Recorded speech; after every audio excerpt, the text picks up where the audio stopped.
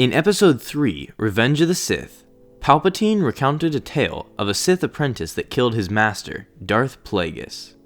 It became apparent later in the movie that the Sith apprentice he talked about was himself.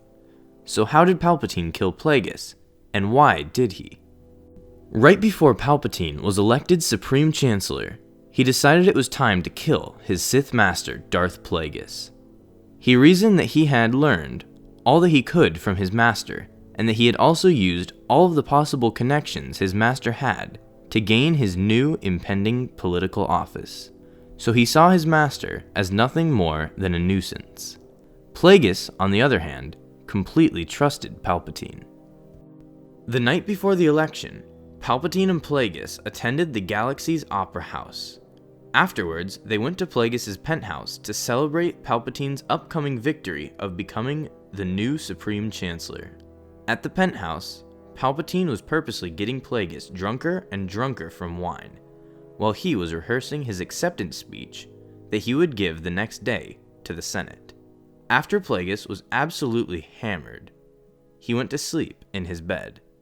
Seeing his moment had come, Palpatine unleashed his full power of Force lightning into Plagueis as he slept, slowly torturing his master to death. After Plagueis finally died, Palpatine felt a disturbance in the Force. He interpreted it as a shift that anointed him the sole agent of the dark side.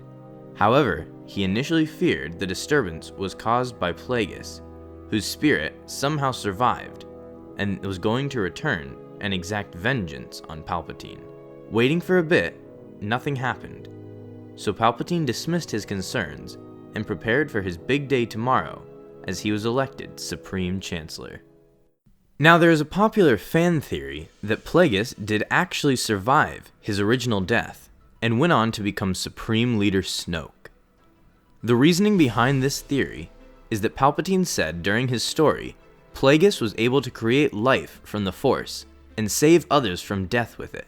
It is possible that Plagueis was able to cheat death through the Force, and he decided to wait in the shadows for decades, waiting for the moment to take over. Now remember that in canon, Plagueis' species is never identified, so it can be possible that he is Snoke, despite him being a Mun in Legends. Let me know what you guys think of this theory. Do you think it's true? Do you want it to be true? Thanks for watching this video. Be sure to subscribe for more videos like this one. And as always, may the Force be with you.